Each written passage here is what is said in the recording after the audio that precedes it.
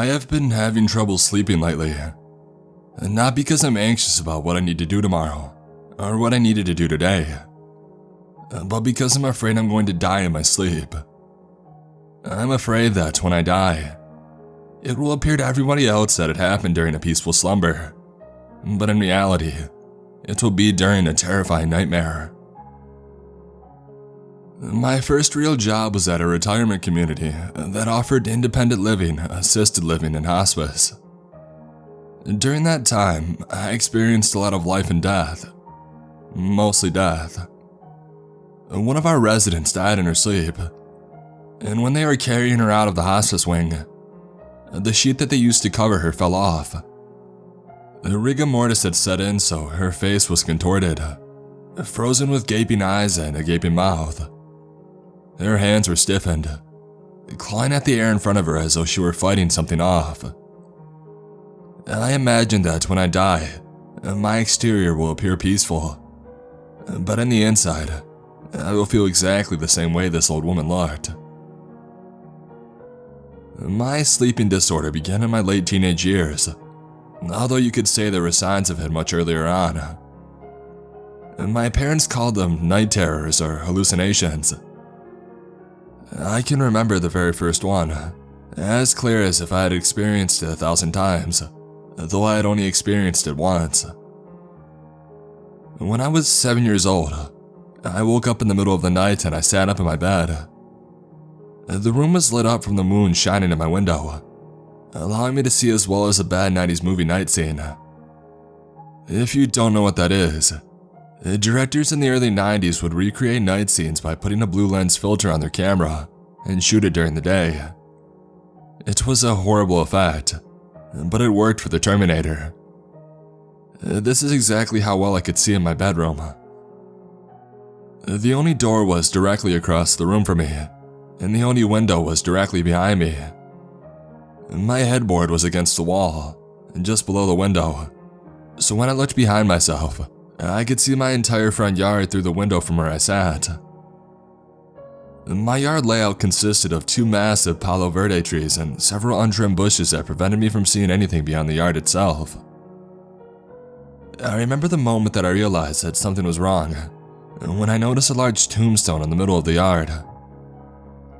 Not knowing whether this was a hallucination or a dream, or reality, I called for my dad, asking him to come to my room because I was having a nightmare.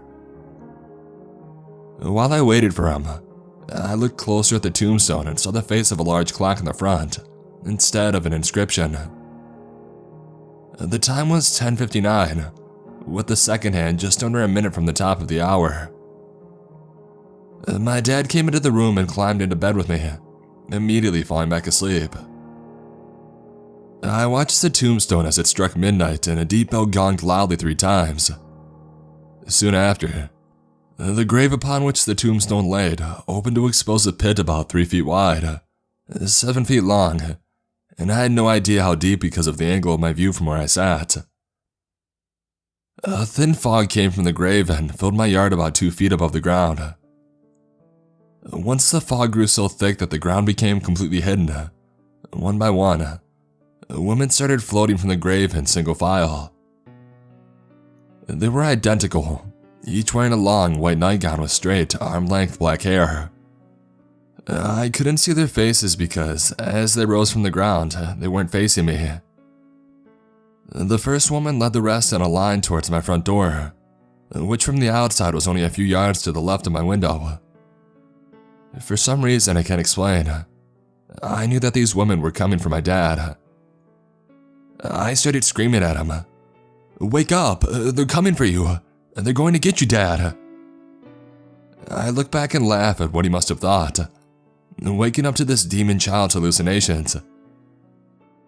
Many years later, he told me that he woke up completely scared, that I could see something which was invisible to him, that actually was coming for him. The strange part about my hallucination is that I was only 7 years old, never having seen a scary movie before in my life. The Ring hadn't come out yet, so girls in nightgowns with long black hair weren't scary to me yet. At some point, I stopped having these hallucinations, The night terrors had developed into something completely different. Something I was incapable of understanding until one night when I described the symptoms to my friends. They were blown away because they had recently been listening to an album by an artist inspired by this disorder. I found out through the conversation that it was called sleep paralysis. Sleep paralysis is similar to narcolepsy, which is a disorder where the chemicals that cause someone to fall asleep happen with all the wrong conditions at all of the wrong times. In an extreme case, a woman passed out at a movie theater because she was in such a deep sleep. She was pronounced dead. Her breathing was so shallow, heartbeat so slowed, and pulse so faint that the firefighter pronounced her dead. She woke up in a morgue that night, in the wall of one of those metal slabs they put you in after tagging your toe. Narcolepsy falls on one side of the sleep disorder spectrum, while insomnia falls on the opposite. Between these two extremes lies the haunting in-between, otherwise known as sleep paralysis. Many people have the experience once or twice in their lifetime, but only a few are lucky enough to experience it chronically. The symptoms of an episode include the inability to move, tingling sensations all over the body, anxiety, and conscious awareness, the ability to control breathing, the ability to look around, auditory hallucinations, and visual hallucinations. This usually happens when the brain is telling your body to fall asleep, also called atonia, and can happen when your brain tells your body to wake up. In both cases, the brain will be fully awake and the body mostly asleep. The profound aspect of sleep paralysis is that many people have the same, very specific experiences, despite widely varying walks of life. There are stories that span the world in complete disconnection culturally and developmentally, yet they all share the same visions, feelings, or emotions. Among the popular are the infamous shadow man, who hovers over your bed, or the hobgoblin that sits up on your chest. The most common is simply the emotion that there is something dreadful just around the corner, ready to harm you in your most vulnerable state. It is usually accompanied by some form of noise, described as a hive of bees, indistinguishable talking, the shuffling of paper, or the static from an old radio. If this sounds like something that you have experienced, congratulations, you may have sleep paralysis. Many have speculated the physiological and spiritual surroundings of these experiences, ranging from neurology, psychology, and even demonology. Such a variety of studies exist likely because the cases of the individuals share so many similarities in the details, despite having vastly different backgrounds. ASMR stands for Autonomous Sensory Meridian Response. In short, it is that tingle you get down your spine when someone whispers in your ear. It is also a not so new but increasingly exciting field of research in physiology. Social content creators are generating countless videos of themselves whispering in microphones, trying to trigger that tingle for listeners. It should be noted that not everybody is fortunate enough to experience ASMR, but there is still much to learn about this function in the human body. Typically, ASMR can be unlocked by specific kinds of sounds. Sounds like crinkling paper, nail scratching surfaces, breathing, or chewing gum can each unlock what many people describe as a micro-euphoria-like sensation. Visuals or even constant manipulation can elicit the response, such as concentrating on the visual image of somebody tickling your ear. The euphoric element is disputed among those who experience the feeling, between those who love it and those who hate it. Some studies have shown that it can be related by some degree to phobias. Those who call it a shiver will generally associate negative stimuli, such as nails on a chalkboard, spiders crawling on their skin, though most hate that idea. I have heard people say that that squeaking noise that cotton balls make when rubbed between your fingers induces gagging. Those who call it a pleasant tingle enjoy their significant other kissing their ears, or feel very relaxed at the sound of crisp champagne through high-fidelity headphones. The truth is that there's a lot we do not know about ASMR, and that it is a phenomenon worth exploring. We are only just discovering the connection between the stimuli and its effect on the human mind. I decided that there must be a significant link between ASMR and sleep paralysis, because of how closely they share that shiver. Only experimentation, trial and error, and uninhibited exploration can discover. I didn't have the wherewithal, or quite frankly, the scientific fortitude, to pursue real research for my theory. Instead, I went straight to human trials. Myself. It is, after all, a rather benign field of natural science to play around in, having no scientific background whatsoever. Or so I thought. While I was, as far as I could tell, safe from any physical harm. In retrospect, I realize now that I should have taken more precautions to safeguard my psyche. Upon my first trial, I had the most significant experience of my life. My life-altering night could be compared to revelation or trauma. I couldn't be sure then. It will, however, be burned into my head indelibly. I also knew that this would certainly not be my last trial. I don't know much about the science, so I applied as much logic as I could in my approach. Tried the same thing again and again. Record my results. Introduce change to one variable at a time. And then try again. I downloaded an audio file containing hours of gentle ambient music and edited around the audio to append ASMR samples around 60 minutes into the music. The music was mostly celestial padded chords echoing off in the distance, and I figured I would try non-invasive positive whispering for the ASMR. I knew that my excitement would need about 30 minutes to calm, and I would need an additional 30 minutes to fall into a trance before sleep, hopefully inducing sleep paralysis. Sleep paralysis often occurs among those affected, and when they spend an inordinate amount of time concentrated on the topic, either discussing it or contemplating it. I spent a few hours writing about it and watching videos online about it prior to laying down for the night to maximize my chances. My goal was to calmly fall into sleep paralysis with intentionality, so I could avoid the fearful elements of it while maintaining as much consciousness as possible to be aware for the experience. To supplement that pursuit, I ensured the ASMR was the beautiful voice of a woman whispering self-help garbage like, "You are in control. You are empowered. There is nothing to fear." I popped in some headphones, hit play, and after calming my nerves, I successfully fell into a state of sleep paralysis, well before any ASMR kicked in. Sleep paralysis flows in the same order without fail, so I knew within the first moments of my experience that this was nothing to fear. This was mine, and for the first time, I wanted it. The order of events for me is always a falling sensation, followed by uncontrollably wandering thoughts, and then white noise accompanied by numbing tingles as my body snaps quickly into a state of paralysis.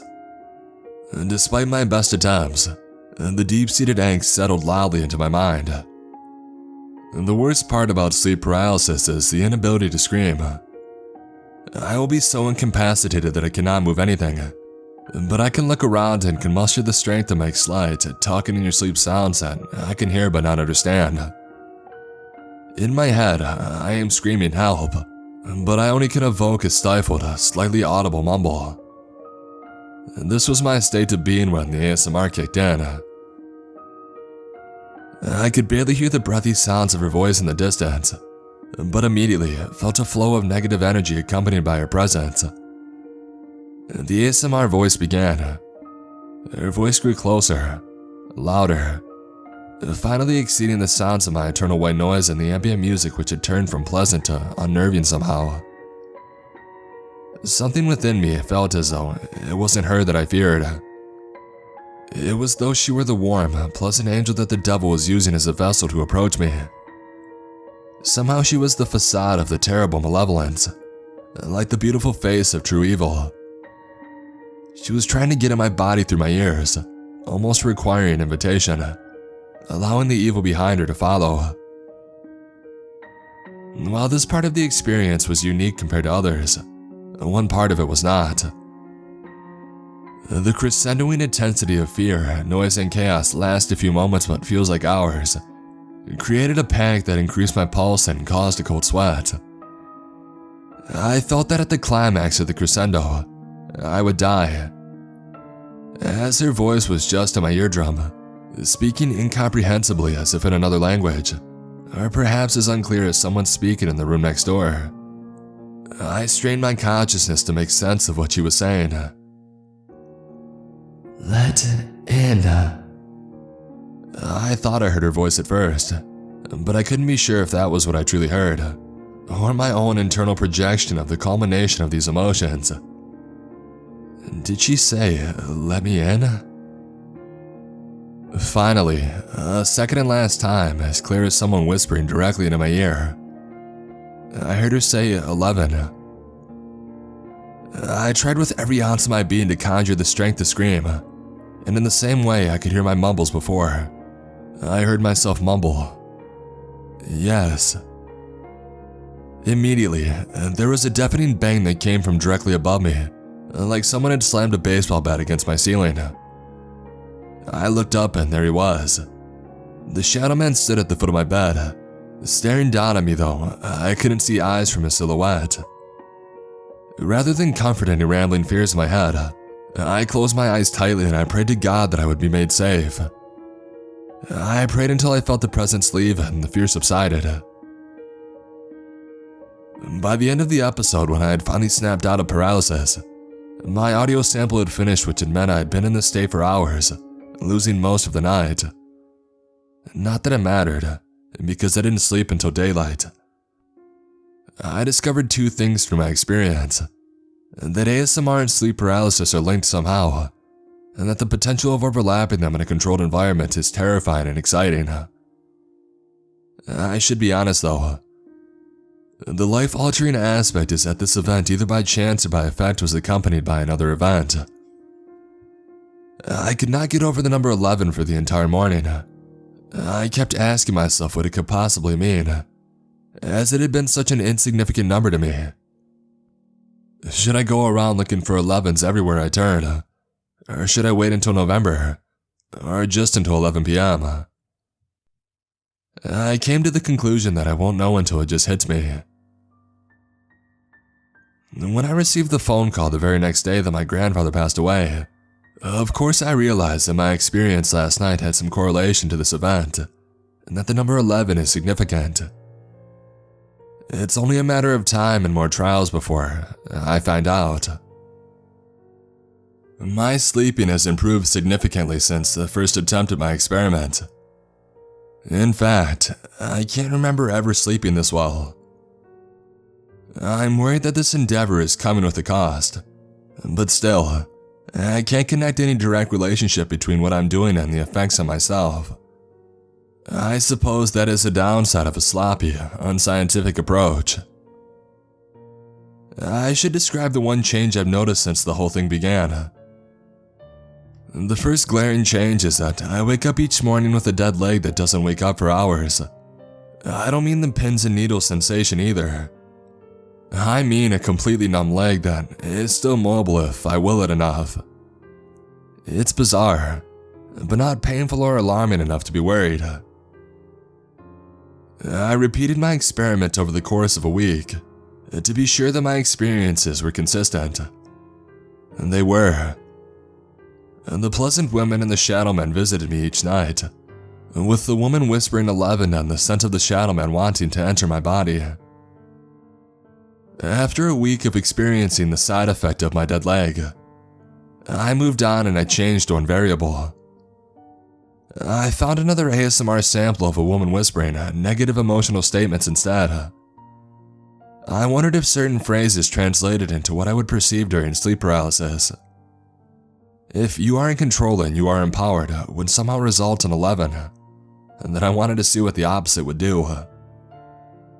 I found a website where you can download ASMR whisper words of your choosing. It turns out there's a whole world of programming hypnosis on the internet where you may download any words that you wish. I chose words evoking less positive emotions, like ugly or weakness, and placed them on top of the same peaceful ambient chords from before. My sleep paralysis experience followed the usual sequence. The falling sensation, the wandering thoughts, the white noise, the numbing tingles, and then paralysis. Of course, the deep dread set in and I felt the presence in my room. Lying lifeless and alert in my bed, I remember looking around in the room, straining my eyes to see in the dark. I could tell that the Shadow Man had returned. I could feel my heart rate increase as I anticipated the woman to show up, and I wished that somehow she wouldn't begin speaking. She showed up exactly on time and began speaking in that indiscernible language. And the same notion of some kind of poison wrapped in honey sunk into me. I could tell that she was warm and inviting, but was trying to sneak an evil into me. This time I knew what was going on. The woman wanted to somehow bring the Shadow Man either into my room, my life, or my body. I wanted to fight it, but I knew that I had to face my fears to find out what she would reveal this time. Would it be a significant number?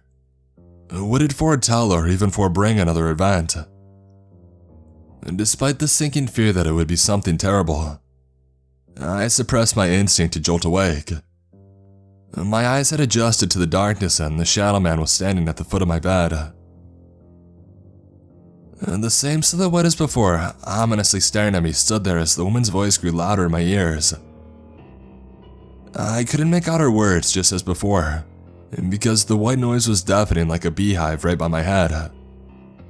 There was a crescendo of emotion and sound until I heard the loud bang directly above me, followed by silence. The woman finally spoke so I could understand her. "Look left." Behind the Shadow Man, in the left-hand corner of the room, was the figure of a woman curled into a squatting fetal position. I could tell that she was hunched, facing the corner with her head between her knees, and she had no clothes on. Slowly, she stood, uncoiling. When she was standing fully straight, her figure appeared to be bony and crooked with an overweight mid-waist, but with anorexic legs. She stood in place, slightly wobbling like she was unable to support her own weight, but never turned to face me. Instead, she looked down at her feet so I was unable to see her head at all. She stood there, erect and motionless, facing the corner with a slight shakiness the entire night. I can't remember falling asleep, but I eventually woke up the next morning to an empty room. I slept so poorly that I was basically a zombie on autopilot for the entire next day. I didn't jolt out of it until I was about to cross the street and the voice of the woman popped into my head saying, "Look left." Had it not occurred to me precisely then, I would have been smashed by a car crossing the street.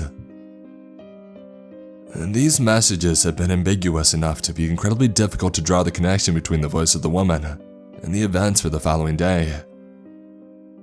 I still can't tell if it's just coincidental and in my head, or if what I'm doing actually has an effect in the real world.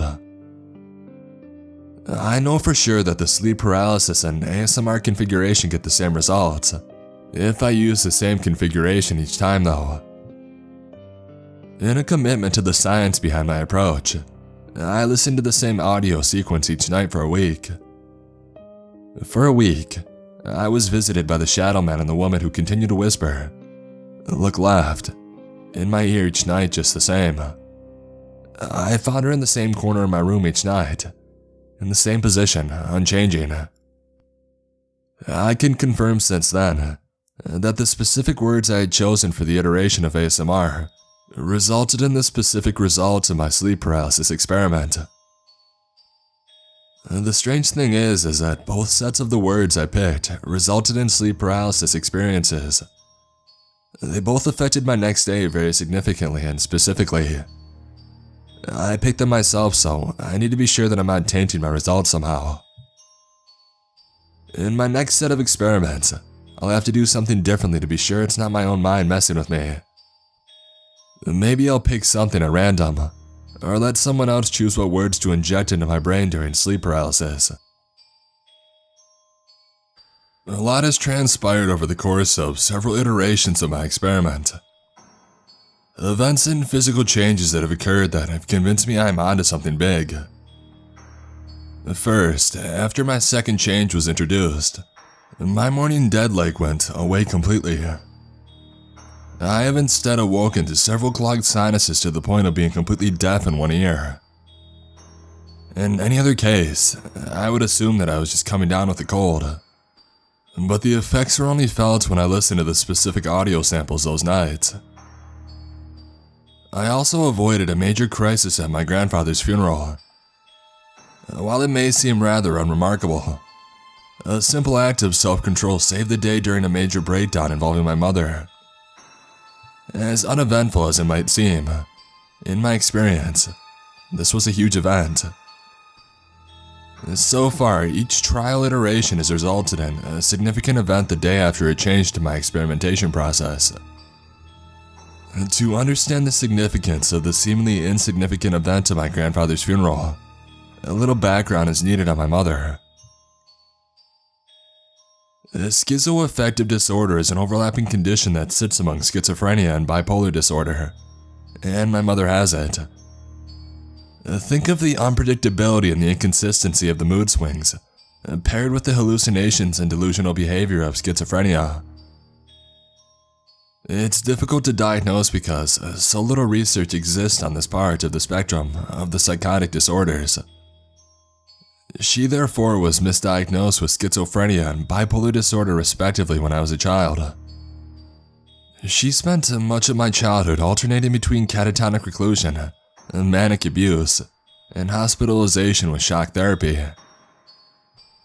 Needless to say, it can be something big, or it can be something completely benign, but almost anything can trigger my mother. Attending her father's funeral following his untimely death was difficult enough, but the circumstances surrounding it were traumatically relatable. He overdosed on dementia medication and she found him 3 days later. I could tell by her complete lack of expression during the funeral that she had to face the idea of her own inevitable fate. This was a perfect combination for disaster with someone that suffers what she does, but nothing happened and I believed it was because of my experiment. The night before the funeral, I changed the ASMR sampling with my sleep paralysis audio again. Someone that had been following my experiment contacted me letting me know they suffer from sleep paralysis and was inspired to inject ASMR into their experience during an episode. They suggested that this time I do what they did and try it without inserting spoken words, instead placing only breathing and scratching noises to see what the woman does this time. My third experience followed the standard formula. I put headphones in and I listened to ambient music to drift into sleep paralysis, followed by breathing and scratching sounds in the audio 60 minutes into the music. The events also followed the standard sequence of the following sensation: the wandering thoughts, the white noise that tingles, and the paralysis. I wish I could say I felt less and less of the looming fear each time, but that emotion persisted. I knew that I had to press on beyond my fears to see what would transpire differently that night. I looked at the foot of my bed and the shadow man stood there as he had for the past couple of weeks. And this time though, his silhouette seemed to be leaning towards me with one hand on the foot of my bed, and the other perfectly frozen in mid-motion, reaching towards me as though he was just about to climb on top of me. The white noise grew in my ears as before, but instead of sounding like a beehive, this time it sounded like an extended, choking exhale as though someone were taking in their last gurgling breath. The sound persisted and grew louder in my ears until I heard the loud bang above my ceiling. No matter how much I anticipated that explosive noise, it jolted me every time. Instinctively, I looked to the left-hand corner of my room. The woman returned, unraveling her disgusting body from crouching to standing, her head completely hidden by her shoulders as she looked down at her feet facing away from me. She had that same disturbing wobble to her stance as she started to slowly raise her head. My eyes took longer to adjust to the darkness, so I didn't notice until she stood fully erect that she had no head. Just a neck, severed like a mannequin. I could see a twisting movement from her shoulders upward, and I could tell that she was turning to look directly at me. I could somehow sense from her body movements that she was trying to hide something that she was doing in the corner. It was like she was huddled over something trying to prevent me from seeing it, but she had noticed me watching her and froze as though she got caught doing something bad. She began to scream at me. "Be quiet, be quiet, be quiet." Holding her arthritis-like contorted fingers up to what would be her ears, she twisted back and forth by the waist, running with a hobble out of my open bedroom door. I snapped out of my sleep paralysis and the shadow man had gone, the white noise falling to a silence, and my ASMR audio having finished long ago. The occurrence was deeply disturbing for reasons beyond the terrifying woman in the corner, or the shadow man moving closer. Be quiet. That's what my mother used to yell at me during bouts with schizophrenia. On one occasion when I was 6 years old, she had an episode and believed I was backtalking her after she had told me to clean up a mess I had made spilling a glass of water. I was cleaning the floor with a paper towel and she kept shouting at me to shut up as I quietly mopped up the water. It escalated so much that I found myself hiding under our table in fear, while she kept screaming, be quiet," until my dad came home and calmed her down. On the day of my grandfather's funeral, during that perfect storm of events, I spilled a glass of water and she stopped and caught eyes with me. In that moment, she began to scream at me, "Be quiet," just like she did when I was 6. And in my adulthood, under any other circumstance, I would have snapped back at her to escalate her reaction. Under any other circumstance, I would be fighting back, having lost all patience with her abuse, and would have let her episode become explosively worse. With the image of the woman from the night before burned into my head, I suppressed my reaction and remained silent. She calmed down as quickly as she became upset, letting the funeral be just a funeral and not an event filled with psychosis.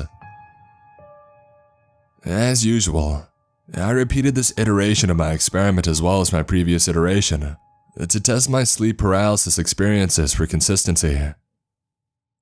The shadow man appeared just the same with the woman shouting and fleeing each night. The third version of ASMR resulted in a bloody nose each morning. As much as I questioned the safety of my approach, it was too late to change how I moved forward. I moved on to the fourth iteration of the ASMR audio samples. I wanted to move away from the negative energy associated with my previous attempts, and in the spirit of losing my grandfather, I downloaded the same lovely whispering words of a woman inspiring notions of healthy surrender. These were words and phrases such as, "Just let go," or "It's going to be okay." The events followed their usual pattern, only this time, the woman was not in the corner of the room and the shadow man was sitting on my legs. After hearing the loud bang at the ceiling, during the silence that followed, I could start to hear a flapping noise like a flag or a kite in a strong wind. It was coming from the opposite corner of my room, behind me and to the right. I couldn't turn my head because of my paralysis, but I pulled my eyes towards the ceiling corner as far as possible, only to find the woman perched with her arms spread and feet together positioned like a scarecrow against a joint of the walls.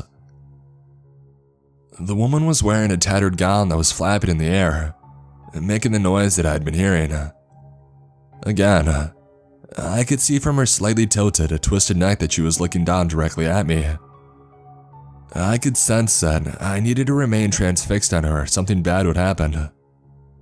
The flapping grew louder and more intense, generating more and more noise until I heard her voice say in an awed whisper, "Liar," ending the sleep paralysis episode. Upon the next day, my morning bloody nose had gone away and I was greeted with a migraine. I also woke up to a voicemail from my mother asking me to come over and talk like old times. This was strange because there were no old times at all. Either she had finally broken down or my experiment was getting to me. Throughout repeated attempts of Iteration 4, my experiences and migraines were consistent, and I woke up to a new voicemail with the same invitation every morning. My mother does not call, so this was definitely an event triggered by sleep paralysis. Without ever responding to my mother, I pursued another iteration the following week. The fifth one was the most intense and followed by the most serious consequences. I felt it in my gut that I needed to anticipate trials of pain like I've never endured. So I chose to trance myself into sleep paralysis with ASMR audio containing strengthening language. The voice would whisper things like, "You are resilient. You are valuable. You must persevere." As expected, the events followed what now seems to be the prescribed chronology. The shadow man was sitting on my stomach now. When I found myself staring at the woman perched in the ceiling corner adjacent to my headboard, she was reaching towards me this time. She was beckoning me with her gnarled hand stretched out towards me, almost seeking embrace. In a gesture, she started pulling a rope or a line from me towards herself. Each pull that she made, I could feel a rope tightening around my throat, cutting off my air and choking me more and more. Just as I started to black out, I heard her whisper directly into my ear, "Kill." And I fainted from suffocating. The morning after my fifth iteration, I woke up with a terrible pain in my chest and slight bruising around my neck. I also had a voicemail from my mother. This time, it wasn't an attempt to get me to come over. It was to tell me that Dad had died. She was hysterical and unintelligible for most of the message. She spoke disjointedly about it being unnatural, incoherently rambling on about suspecting my involvement somehow. I could now confirm the events triggered by ASMR during sleep paralysis were real, and were somehow direct precursors to events in my life. The problem is that I had since stopped doing my experiment due to my father's death, but the experiences continued. Kind of. I stopped listening to my ASMR audio track, but I continued to fall into sleep paralysis and neither saw nor heard the shadow man or the woman. Each night, I felt pressure on my chest and a choking sensation around my neck. And each morning, I awoke with severe chest pain, while the bruising on my neck never subsided. I somehow became stuck in this cycle, slowly losing my mind at these sleepless nights, physical pains, and accusatory voicemails. I want to stop, but there's nothing left to lose. At least I stand to gain closure, even if it's my own death. How could I stop? It really is strange to see these patterns mirror my life growing up. My mother acted the way the woman did in the same order of the events these experiments occurred. She was ignorantly positive coming into the whole parenting thing, followed by guilty self-deprecation. I faced abandonment when she was reclusively catatonic, but she would constantly try to gain my affection by manipulation. She abused me physically, and now she was trying to get me to spend quality time with her despite everything. I want to hate her, but I knew what I needed to do. I needed to see her. But first, I needed to get out of the stagnancy in the experiment and face the woman and the shadow man once and for all. My sixth and final iteration involved me recording my own ASMR whispers to invite the shadow man in. I simply recorded myself saying, "Come in," and I placed it in the standard 60-minute timestamp with the same celestial pads to induce my sleep paralysis. I somehow knew this would be the last experience with the condition. After I fell into paralysis, I could not see the shadow man or the woman anywhere in my room. The buzzing in my ears grew in volume as I expected, but something was different this time. I could feel the buzzing. I could feel the sensation of thousands of tiny trickles slowly seeping into my right ear. It felt like bugs, disgusting and deafening as I could feel the tingles shiver from my ear canal to my head and down my spine. It occurred to me at that moment what had happened. The Shadow Man had entered my body. Still in the numb state of sleep paralysis, I sat up in my bed, for the first time able to will my body to move during the episode. I felt different. And the same explosive slam against my ceiling startled me. I had completely forgotten about the detestable noise. I hadn't forgotten about the woman, however. Before I had the chance to turn around, I felt her cold, misshapen hands wrap around my neck and squeeze. Her bulging knuckles and crooked fingers were wringing the life out of me. In all ways, she reminded me of my mother. I helped reassure myself that I wasn't 6 years old anymore and I can fight back. I reached up on my head, blindly grasping for anything, just to gouge her eyes out or pull her hair out. But the woman had no head. Just a neck, twisting and tilting only to prove that she was still yet even more disgusting than her awful hands. I clawed at her neck with every single ounce of strength that I had left, until I was able to get a good hold of her. Clutching the stump that would be the top of her neck, I felt her grip loosen more and more. Finally, her arms went limp and her body fell to the ground like a lifeless doll. As she laid there, I went back to my bed and I sat down to shake off what had just happened. I laid down on my bed and I sobbed with mixed emotions. By the time I composed myself, I looked over and she was gone. I noticed my headphones were still in my ears, playing nothing. I looked over and my audio had finished even though it felt like only minutes had passed. I could tell that she was gone for good. The next morning, I awoke with no more chest pain. The bruising around my neck started to subside and I had no voicemails from my mother. I also felt strangely different with a very specific conviction. If I can face the woman, I can face my mother. So I decided to spend that quality time with her that she so profusely requested. She may have abused me my entire life, but she can't do that any more than she had already done.